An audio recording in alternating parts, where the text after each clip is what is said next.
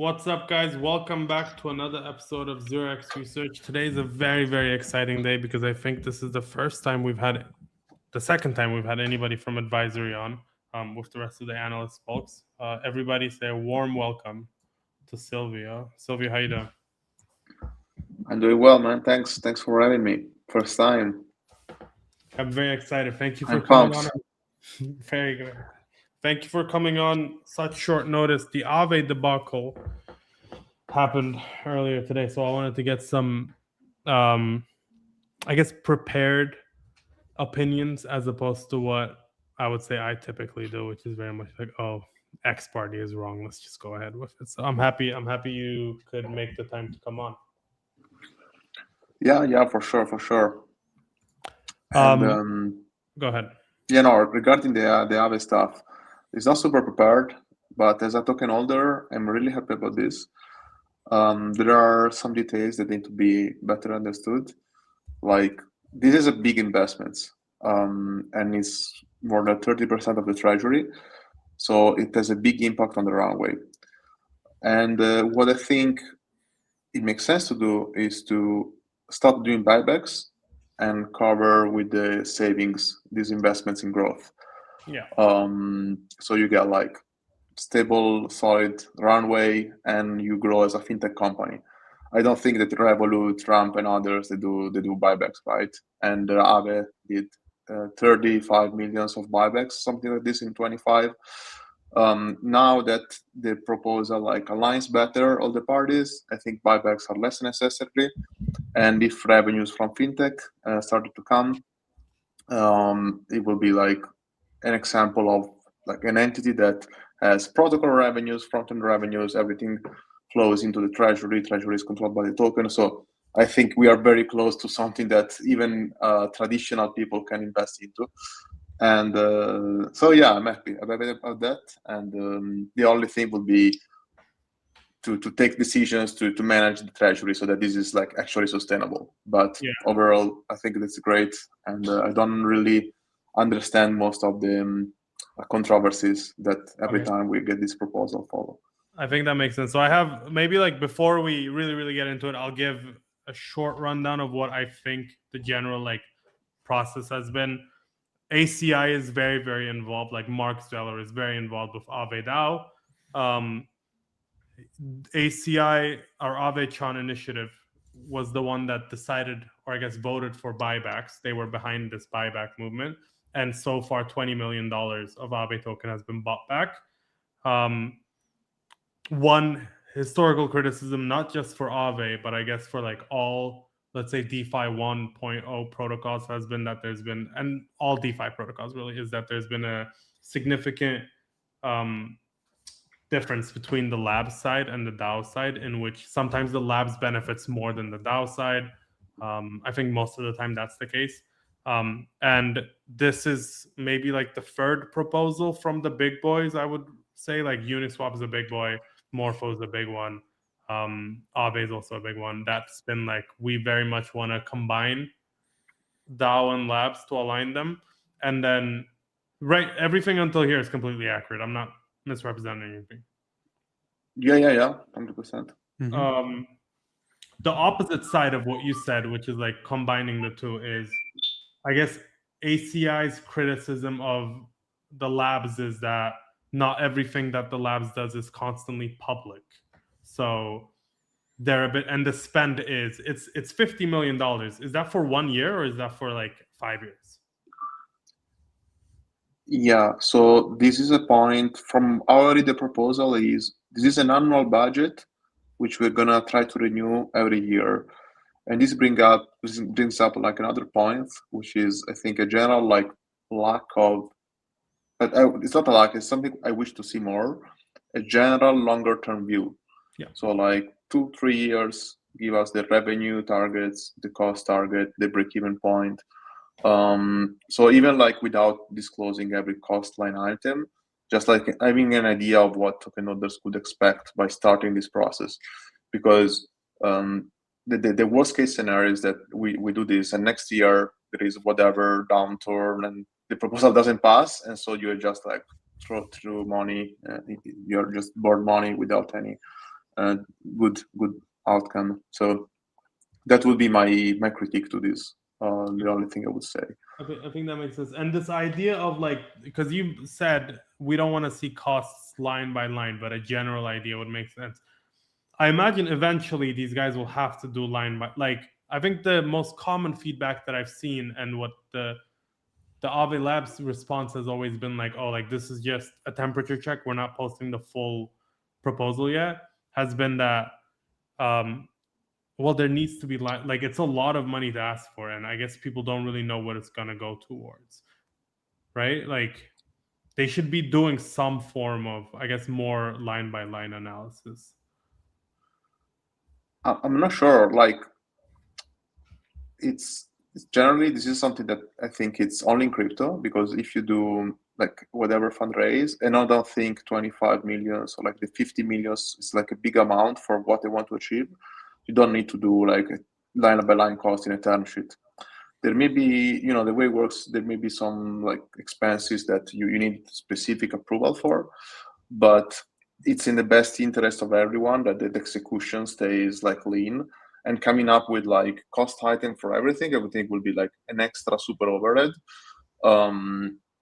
So I don't know if like I'm just a centralization maxi, but I believe that very like lean execution, and I believe to be able to vote me with my wallet. So in my case, usually, I like the proposal I buy, I don't like it I sell. And if the team doesn't align, it's not aligned with the token, there is no reason for me to buy generally.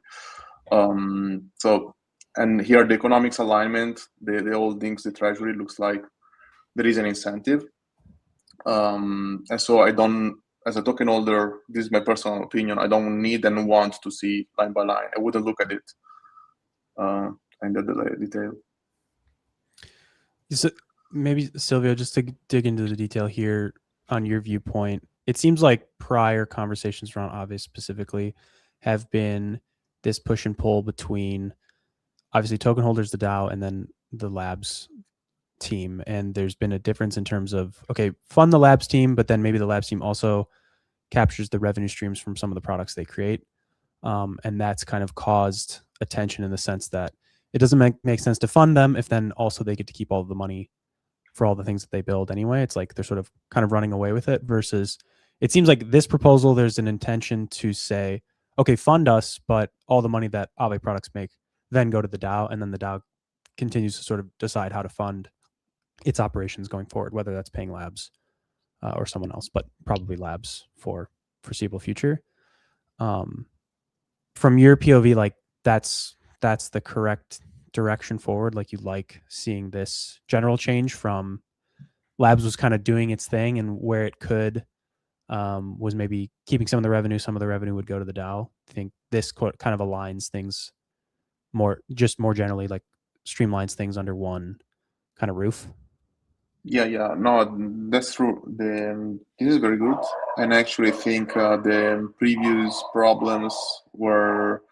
Sorry, I got some noises, some dogs in the background. Sorry. Angry dog.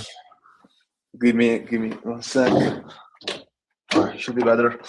And I was saying, this is very, very positive, and it's actually maybe more important than the founding piece. And I actually agree with the previous controversy about like the swap fees that was like fishy, and I didn't like that.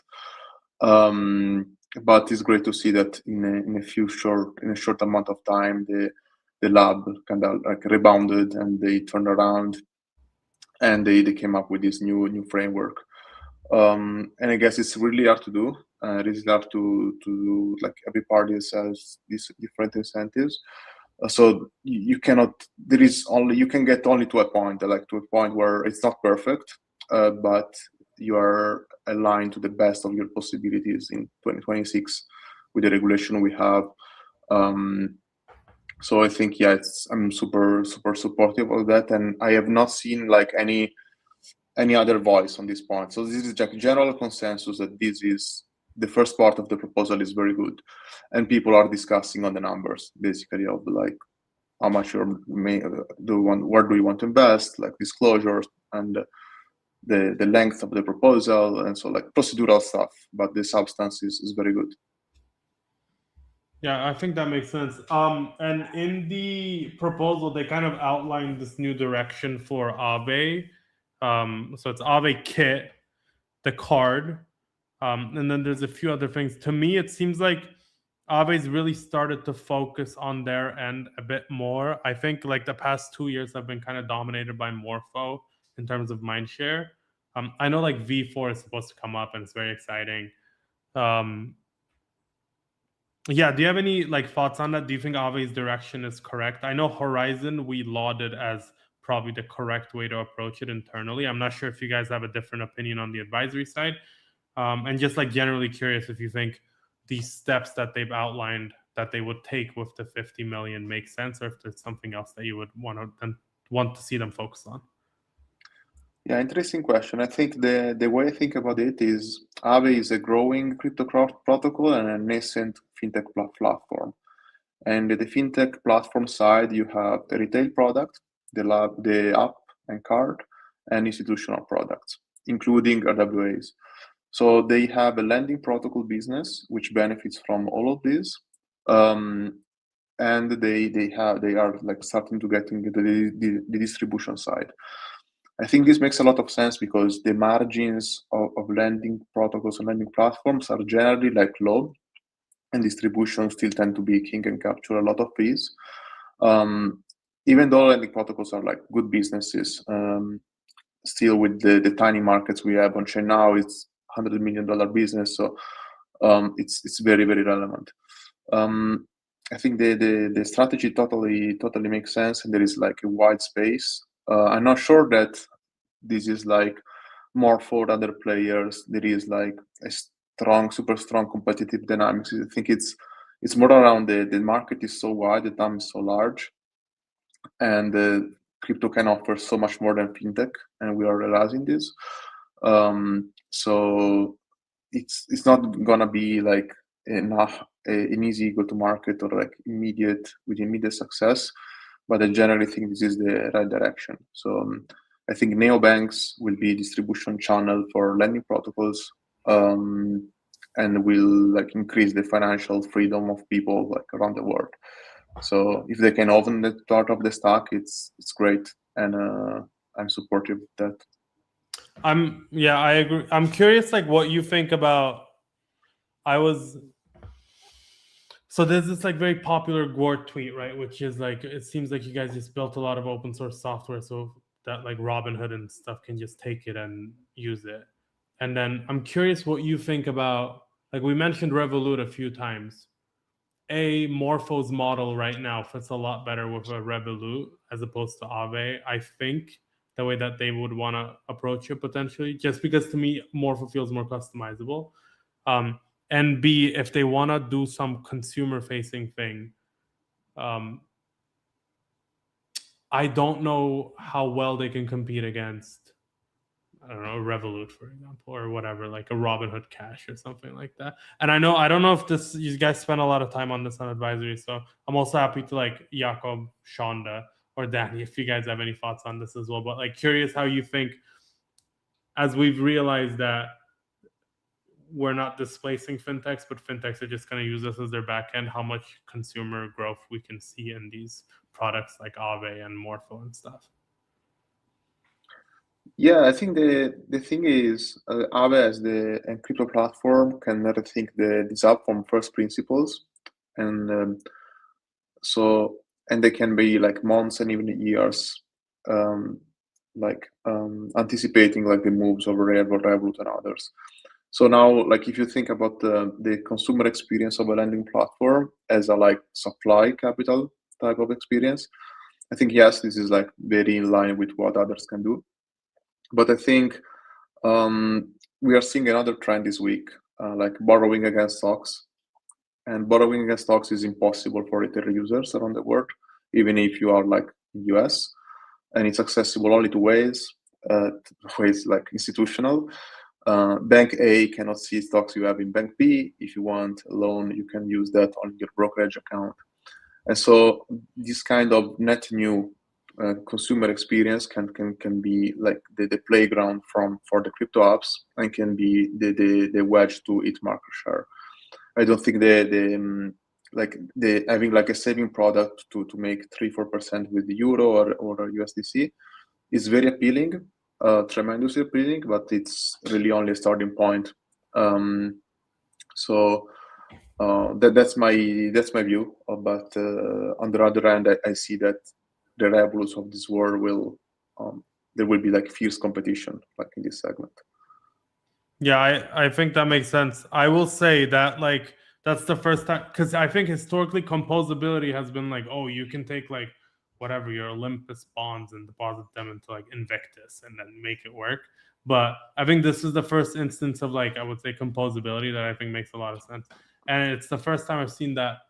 Feels like we used to talk a lot more about democratization of finance, and we don't really talk a lot about it now. But what you mentioned, I think, yeah, like you can do. I think institutions can do that, and also I think in private banking you can borrow on your thing because you have a very close relationship with your banker.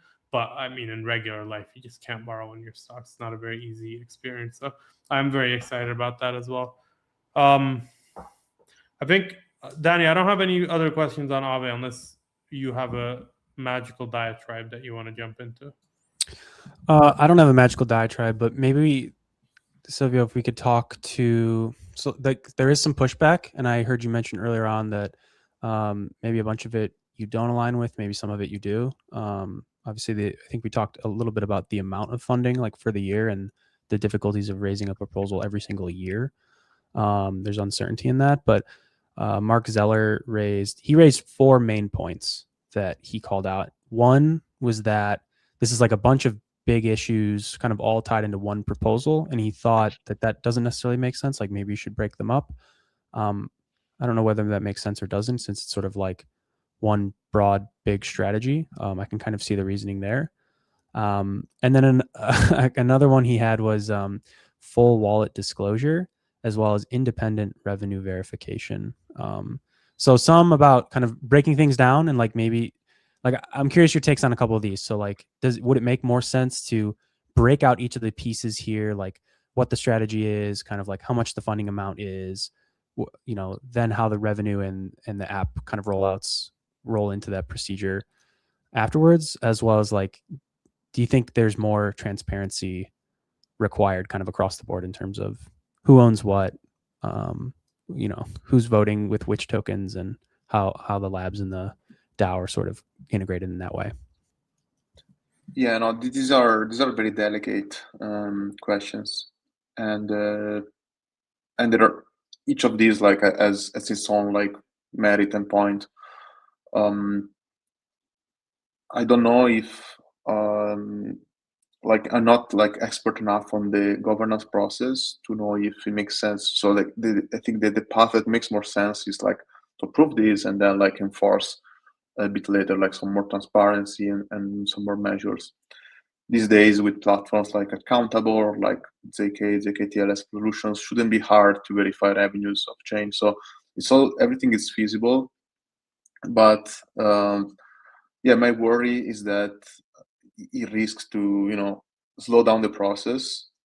So what I would like to see more is like whether like more trust between these parties, so that they can like speed up the process. And yes, like apply these transparent measures, but it's hard to digest everything all at once, and maybe it's harder to split these big in decisions in many sub decisions. So I see again, like I see the points. I'm not sure about the disclosure of the wallets, to be honest. Something that I haven't thought about enough. But I think this point makes sense, but I don't think these are points that would make me like vote no to the proposal as is. Right? It's not perfect. But I really would like for this to proceed and to know that revenues will go to the treasury, to the DAO, and then okay, I cannot trust labs that in the first months, in the first year, they will not like hide or conceal revenues or do shady things. That's what I want to think. That's my approach on this. Then over time, the accounting procedures, the IR, everything will improve, and maybe we'll also play a role on that, and things will start to be more transparent. So it's like more continuous process. Yeah, I think that. Go ahead, Danny. Yeah, one last, maybe to round it out on the Aave discussion, is like, what do you think is the ideal end state for Aave as like an organization? I feel like in this conversation, the way that you're saying like labs and DAO, they don't trust each other. It's almost like it'd be like if you're running a company and you had an employee working for you and you're like, I can't trust this employee. He might be committing fraud right now and stealing money from me.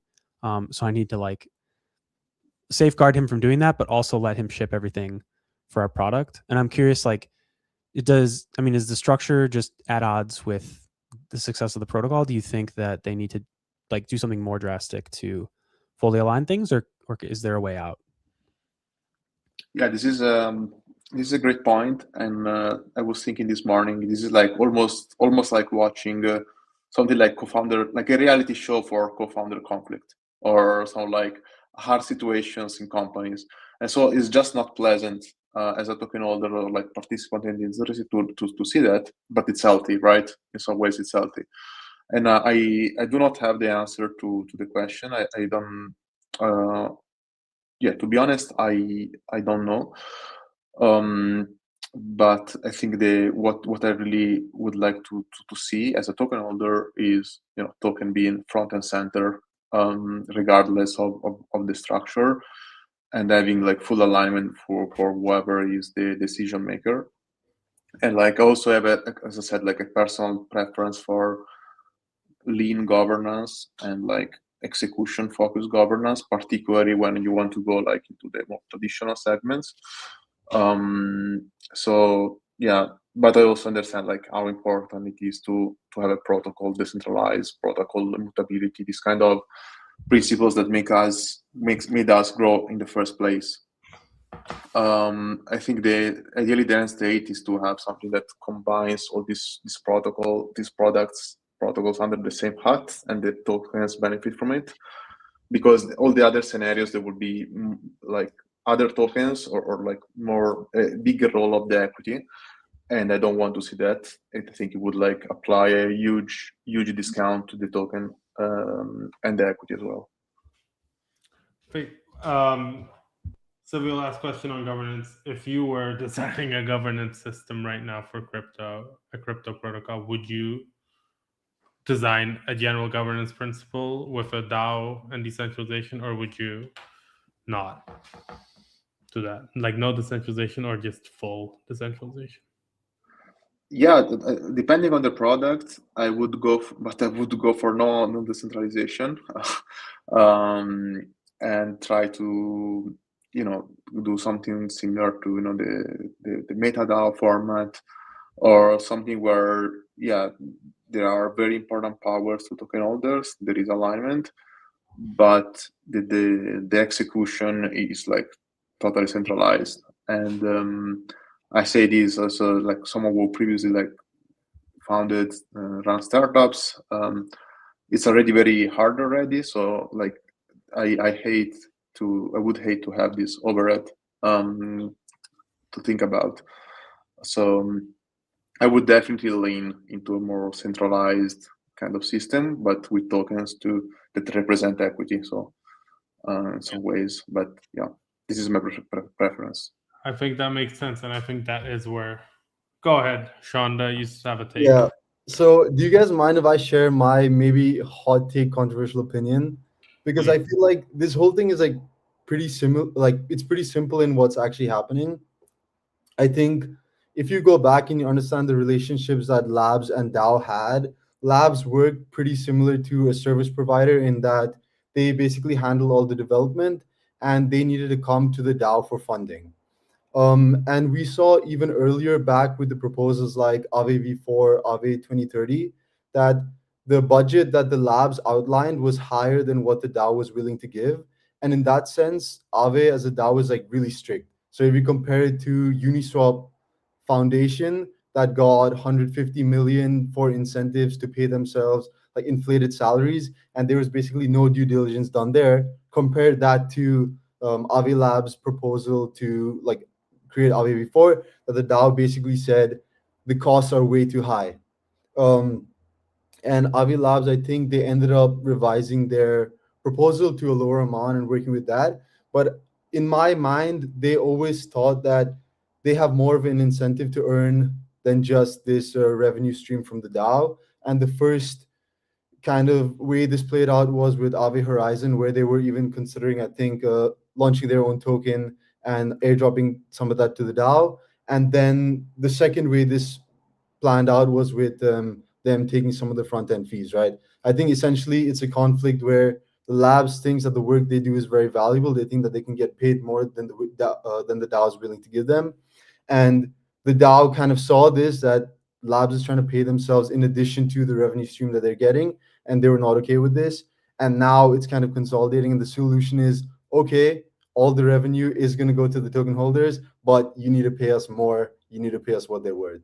So I think in that sense, it's like a pretty simple solution to a pretty straightforward problem that labs wanted more than the DAO was willing to give them. Well, there isn't a very straightforward solution unless the DAO decides to give them the money, though. So it is still. I think you're right, though, and I think there is some rightful questioning of like where the money is going, and I think that's just partially because the lab side probably doesn't want to make everything super public, which is fair from them, but also I think the DAO side should have some more. I mean, the ideal scenario here is like a third-party auditor, probably, who just like confirms with each other, but they don't make it public. I don't know, Silvio, you probably have a more thought on this, but yeah. So what I see in the market is there are a lot of platforms, RWA platform for proofs of reserves or other like disclosure. There are several solutions, so I don't see a problem there. And by the way, I really like the framing of Shonda on this view. It's really accurate, very good. Very good. We're gonna take one more framing from Shonda as well, and that is specifically on Polymarket. Shonda, you've been writing about the more interesting stuff within crypto. Not to say that Aave governance isn't interesting, but Shonda, do you want to kind of talk about your thesis that you wrote on the newsletter today, and then I can grill you on why it's wrong or why it's right? Yeah, I'd be more than happy to share my Polymarket newsletter and also why it relates to Hyperliquid.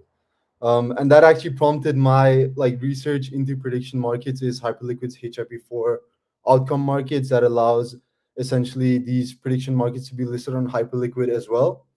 And it started as me just doing napkin maths, looking at, okay, if Hyperliquid were to capture 100% of Polymarket's volumes, how much revenue would that actually be? Would it be a significant amount? And the answer was it would be very insignificant. It would be only around a 5% increase. So like 7.5 mil a quarter. And that's pretty surprising, right? When you think about Polymarket and you think that Polymarket is valued around $9 billion. So my initial kind of the way that I saw it was either Polymarket is overvalued or Hyperliquid is undervalued. But as I begin to like dig into it, I think it's a bit more nuanced than that. And I think the discussion starts when we consider what is an exchange, like what is an exchange monetize? An exchange monetizes buyers and sellers meeting. It is like the takers, the retail, are paying for instant liquidity, and the makers that provide liquidity, what they're paying for, because they pay fees even though they provide liquidity, they're actually paying for access to flow, right? And the reason you as a market maker want to pay for flow is because that flow can often have inefficiencies in it that you can exploit, right? Like let's take the example that somebody is executing on Coinbase and they're buying at a value that's way above the fair market value. You can then sell to that user and hedge your position somewhere else. So because of that, you want to pay for it. But the problem is that hyperliquid in general, the flow on hyperliquid is very institutional, it's very fee sensitive, and there's not a lot of inefficiencies. BTC as an instrument is one of the most liquid instruments, and there's not a lot of edge in being the opposite side to that flow, right? It could be informed flow from arbitrage bots, from sophisticated funds. You're not necessarily trading against retail. So what makes prediction markets so interesting is that they're capturing this fee insensitive retail demand, and that is so valuable for market makers that they're willing to pay a huge premium for it. And the example that I wrote about was, let's compare Hyperliquid's BTC market, and you compare how much edge can you actually get from that versus Polymarket's new instrument, which is basically just repackaging options as a gambling instrument, like up, down. Is Bitcoin going to go up or down in the next 5 minutes? And anyone sitting on their phone can tap that, not understanding that they're buying an option with a fair value, and that fair value might be 5 cents and they're paying 15 cents for it, right? So the edge there for market makers is huge.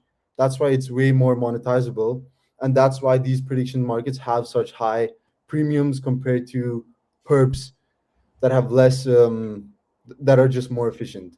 And in general, the framing is the flow that prediction markets are selling is retail. It's for stuff like sports, it's for stuff like political events that's not fairly priced. And if you sell that to market makers, you can charge a much higher premium. I think I have two questions. One is, at what point does this go away?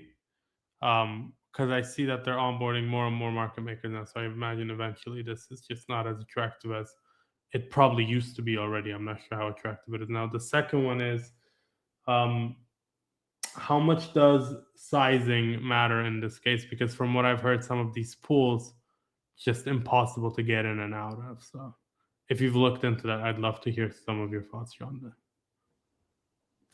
Yeah, so I guess in terms of how long is this inefficiency going to last, it depends a lot on who your user is that's trading.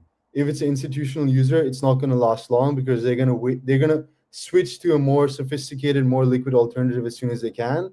But for a retail who's trading and thinks that he's paying zero fees, right, because his execution is being harvested, he doesn't understand that he's getting suboptimal execution. So as long as you can take that, charge a premium that market makers are going to pay, the market makers will become more competitive, but they're going to earn as much as they can and still pay the fee, right? So as long as they can pay the fee and still profit, they're gonna make markets, and the exchange is going to profit, and the market makers are going to profit, and the retail user who's trading is going to lose, and they're not going to understand why. I have one last thing for you. You said Hyperliquid is institutional flow. I think that's not true. Maybe even for BTC or ETH, I like, compared to what is the institutional flow in that case? Or I guess, like, what does institutional flow mean in this? So I'm trying to understand how you define institutional flow, because to me, like, yeah, just general. Let's start with that and then we'll go on. yeah, so I guess the way I would define flow is, there's, as a market maker, there are two types of flows. There's good flow, which is like normally retail driven, it's uninformed, and you can profit off of that by exploiting it. And then on the other hand, there's informed flow that's toxic, and that those traders probably know something you don't, and you do not want to be on the other side of it. I think just in general, any platform that has low fees is going to attract institutions. Like compare that to Coinbase, where you pay like 50 basis points. Retail is trading on Coinbase. Retail is not trading on Hyperliquid to the same extent. And also the way you frame your marketing, right?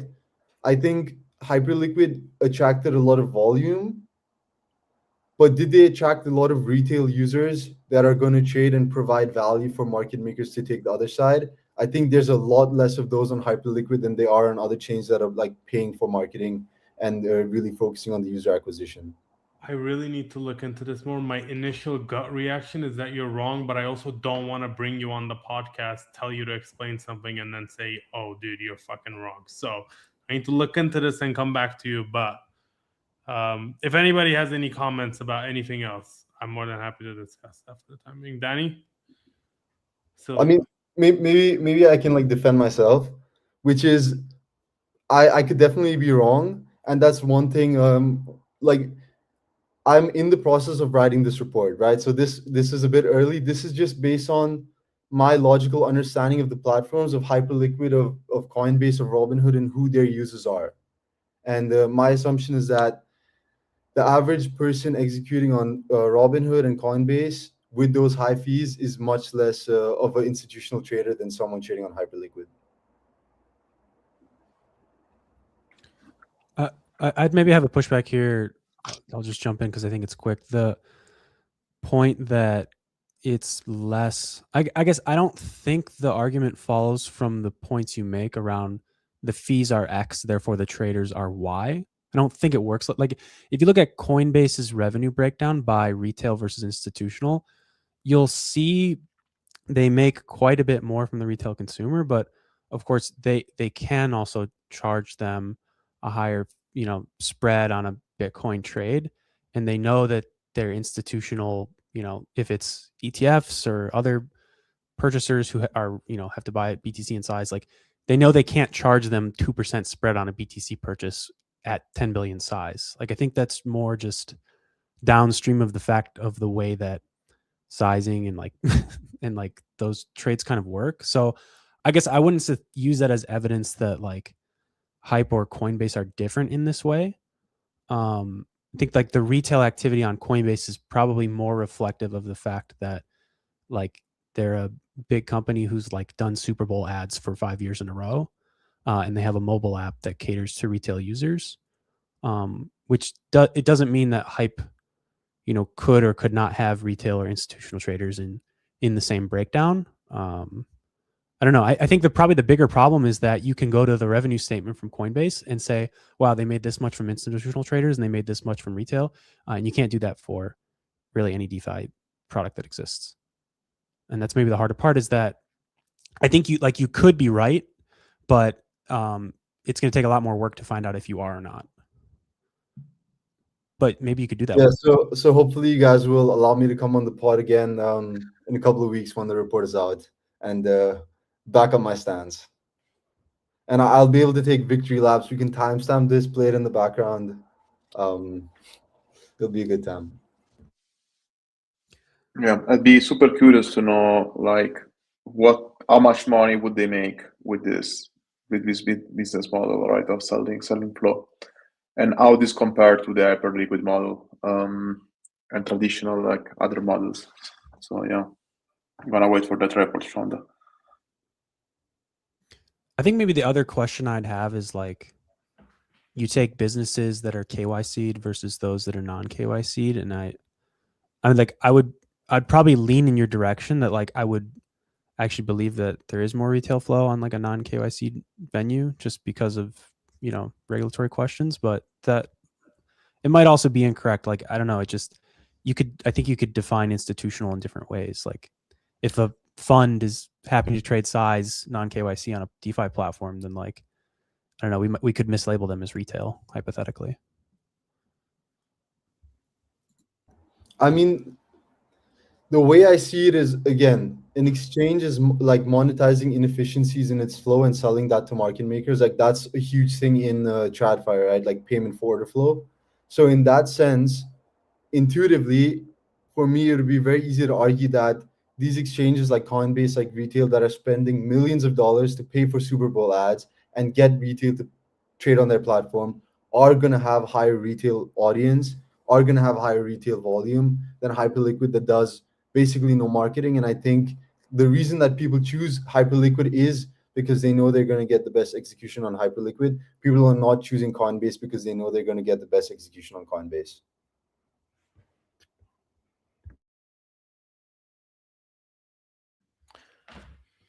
I like the general idea of the report, which is like looking for I guess inefficiencies in Polymarket. I can imagine there's a ton. Maybe I'll get Noah on as well when you're doing this, because I know he was trying to make some markets on Polymarket on the early days just to see how much edge he might have. I'm curious, have you like tried to do some of the pricing things and realize that there actually is some of a gap? Like, because he gave, I would say, a pretty clear example, which is Bitcoin price by, let's say, Valentine's Day.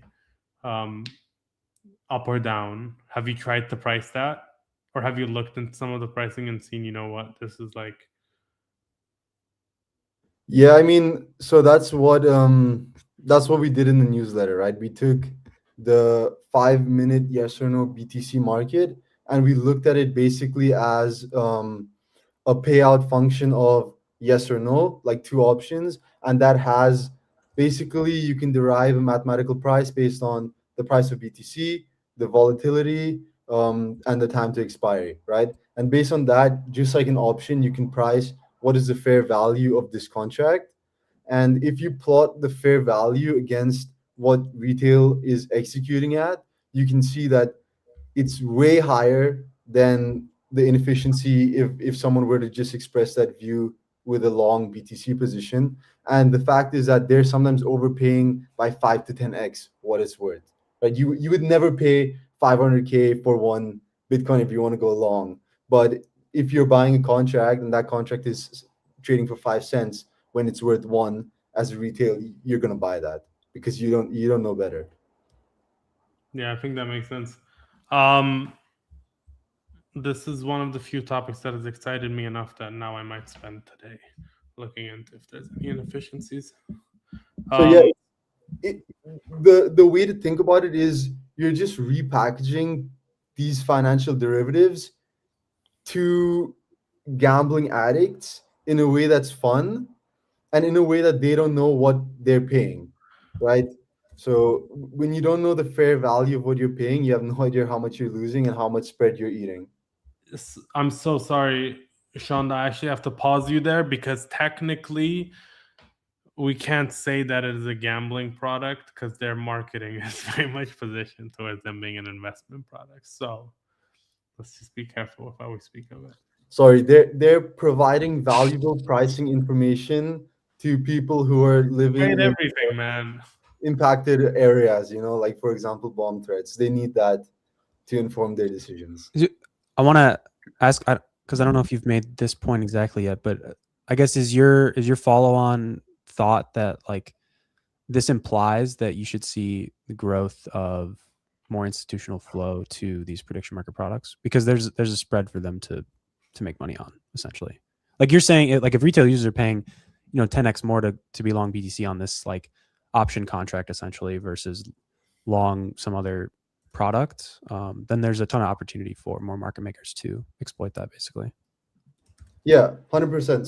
So the way it works is that this profit is going to be split by the exchange that charges a fee for market makers to take this flow, and then it's going to be taken by the market makers itself.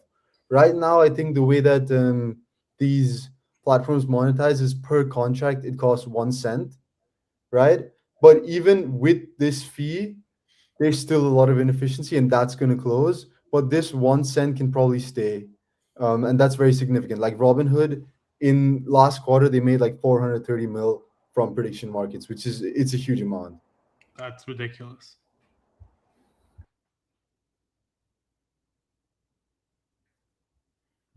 Okay, nothing more on the prediction market side. Last thing for today, we don't have a lot of time, and I'm kind of happy about that because I don't have a lot of thoughts on this. I'll drop a quick correction on the Robinhood number. That was their annualized run rate, so not 1 quarter, but what the quarter projected forward. Fucking Shonda, man, don't. Still a bit. Hey, it's still a big number, so that's fine.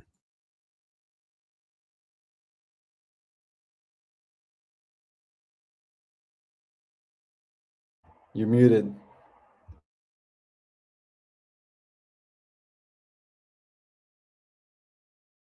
This is the most embarrassing thing that can happen to a podcast. So, can you hear me? Very good. LayerZero announced their upcoming blockchain, the Zero Network. Now, there's a bunch of details about it. Everybody can read it. I think like the few most interesting things here is like they claim that Citadel took a position in the Zero token, which there's two things here, right? Like number one, they either didn't take a position in it, they were just given free tokens, a possibility. B, if they took a position, I can't imagine how much like money these guys. Shauna, you're talking about like toxic flow, and then it's like this is like I can't imagine how much money they're going to be making on cross chain, whatever intents or messaging settlement stuff. Like if they are taking a position in it. And then last up, I did some research on this a few weeks back. My like initial premise was LayerZero is just so overvalued. Bridges don't make enough money. I think you have to short this. And then I looked at their numbers. Their numbers don't look great revenue-wise, but like we talk about this a lot. And Sylvia, you kind of mentioned this as well. Like just purely from a growth thing where you just don't buy back the token. First of all, they buy back the token, which I don't think makes a lot of sense. But purely from growth, I think LayerZero has come to dominate the interoperability and the settlement space to an extent that I don't think anybody has comparatively. Maybe Chainlink to an extent, but to me, they're like businesses kind of very different. Yeah, curious if anybody has any thoughts on LayerZero, first of all. And then also curious if anybody has any thoughts on the Zero chain. And if nobody has any thoughts, I can just keep talking. I don't know. I feel like this is on the chain thing. I feel like it's worth talk about anything you want. It feels worth throwing in the like, why a chain now? What does the chain provide that LayerZero, the platform, did not? I don't know. We love to ask this question. Why token? Why chain? Is it just because they need to because blockchain good? So I will say one thing that was also kind of surprising to me. Because from what I understand, they already had a DVN system, which basically provided them with everything they need, which is like, I don't know, other companies would just run these networks for them or like in partnership with them, and it would just make the entire settlement layer work. I will tell you why I think they're launching a chain. They want to issue assets through their chain. Like I think their entire premise over the past few years, I don't think messaging is very sexy business, like cross-chain communication. I do think settlement and asset issuance is very good.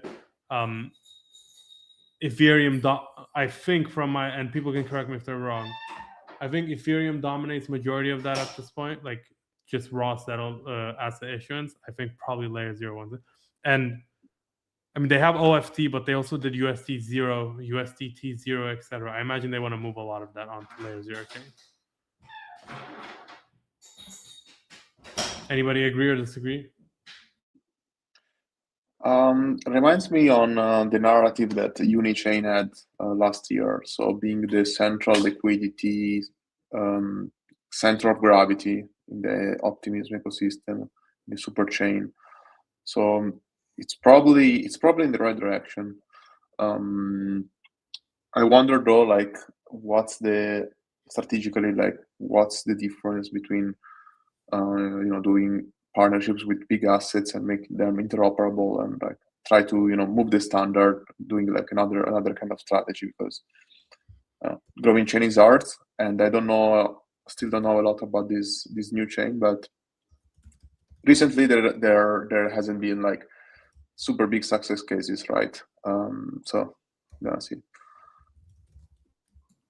Yeah, I wonder to what extent, like I think that's a good thought from Silvio, like to what extent the path dependency that they sort of have taken to this point kind of locks them out from actually achieving this. It's like, even when you look at messaging protocols, like yes, LayerZero very large, but like Circle CCTP is it's probably still bigger than them, and it's just like they own USDC, so they can kind of build out the stuff behind that as needed and sort of own it. And I guess you would think the same hypothetically of Tether, but the fact that LayerZero landed that partnership with Tether to do like the USDT 0 feels pretty meaningful from that sense. So I don't know.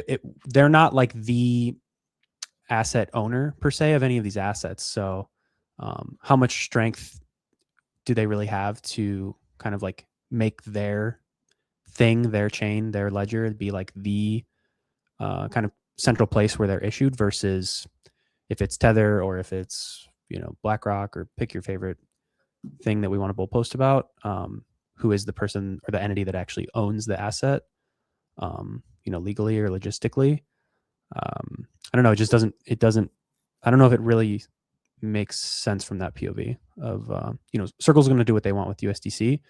You would think the same with Tether. Maybe in the meantime, it just makes sense to partner for a USDT 0 rollout. But, at some point, do they obfuscate and push out LayerZero and do something else that makes more sense? Yeah, I think that makes sense. I'm just like, what Sylvia said makes I've been thinking about, which is a lot of these chains haven't gone well, these recent chain launches. And even with like, I would say Uniswap still has a massive moat. No, like however you define moat as, they have massive distribution. It's like the first thing that people think of when they think of a DEX. I think that's probably worth quite a bit. They launched their own chain and it just did not work out. So I'm not sure how they're going to figure it out. I guess like before we wrap things up, Danny, do you want to give a small DAS shill, given that you're going to be there and I'm not? Oh, that's right. We recently found out that Supreme Leader Boccaccio will not be at DAS March 24th through the 26th in New York City this year. For those of you who are excited to come out to DAS, get your tickets. 0x200, I think, is the code for $200 off. It's going to be pretty packed, I would say.